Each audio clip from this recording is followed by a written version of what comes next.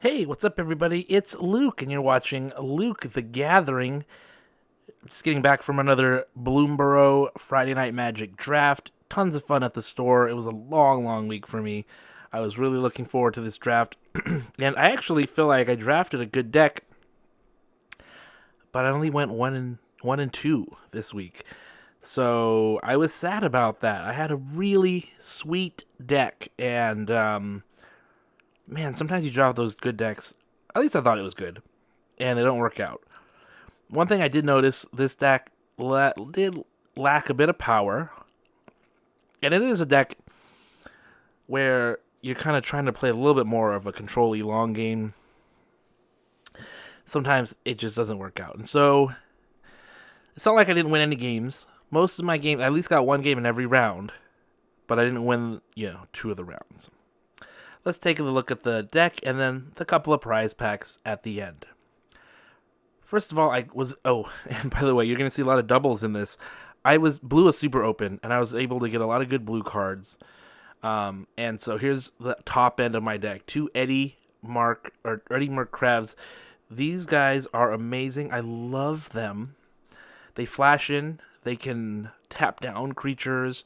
They can be cheaper for instants and sorceries in your discard pile, your graveyard, I should say.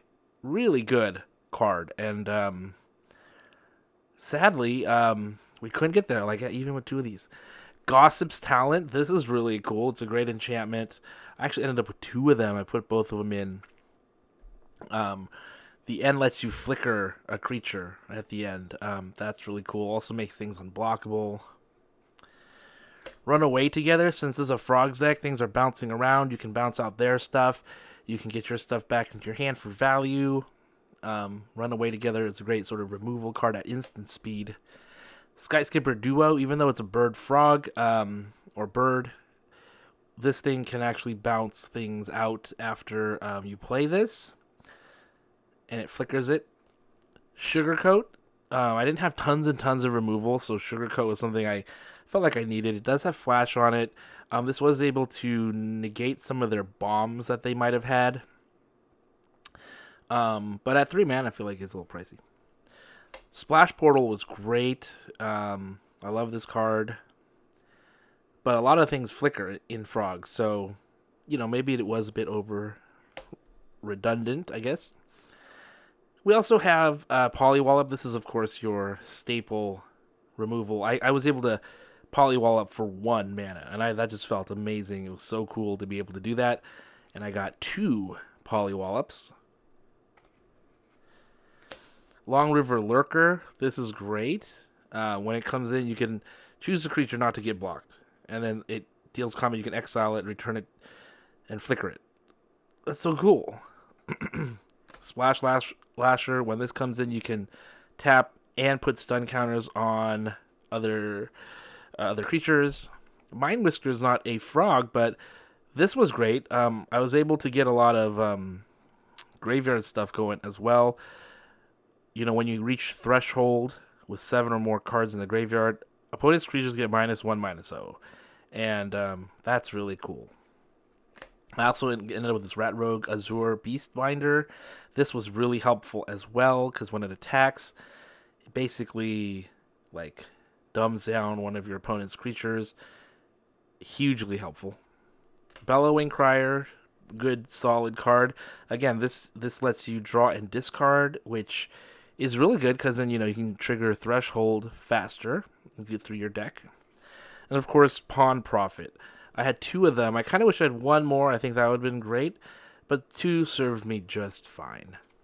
I actually ended up with 2 Lily Splash Mentors. These are great 4/4 Reachers. And they can flicker creatures. That's so cool. Sunshower Druid. Only 1. I feel like if I had a few more of these, that might have been a difference maker. But, you can flicker it and put a +1/+1 counter on another target creature and gain some life. This was the crazy one. 2 Dowerport Mages. That's insane. 2 Dowerport Mages. This card is so good. Whenever one or more other creatures you control leave the battlefield without dying, draw a card. And I had both of these out at the same time. So it's drawing multiple cards a turn. It was crazy. Great card. And then Clement, which makes everything like a mana dork. So I feel like I had a really great deck, but I feel like there are some things that I was missing just a bit of. I wish I had the common duo that, when it ETBs, you count up all the power, because a lot of the frogs in the deck had very little power, like 1/1 pawn profits, 1/3s, and stuff like that. I was just plinking in damage, and I wasn't doing enough damage um, against my opponent, who also had value, but then their creatures were a bit bigger than mine. And so it was hard to get things in, and then if I get the crab in, they already had a huge board or flyers, and the crab was great, but maybe not great enough. Those are the things that kind of did me in during this game. So I played, the decks that I lost to, they had great value, either just tons of life game value with a lot of, whatchamacallit, removal, and another one had a lot of food that helped them out, as well as some large creatures. And they were tough to beat. But anyways, 2 packs today. Let's check out what we get in the Bloomburrow packs.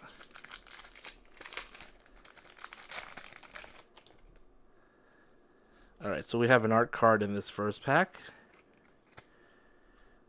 Alright, cool looking art card right there.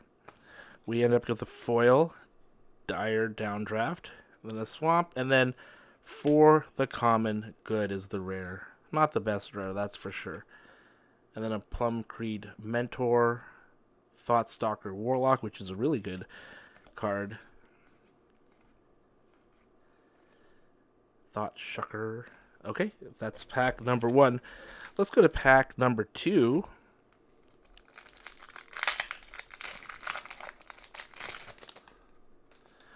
Ooh, we got the Manifold now. So that's the token I actually don't have, so I'm glad to get that one. There's a lot of tokens in this set. Got the Sharepot as the foil. Got a Mountain. And Salvation Swan as the rare. And that's it. Checking out the rest of the cards. Nothing really left in there. Thanks for watching. Hopefully we'll do better in the draft next week. Appreciate you guys, and I will see you next time.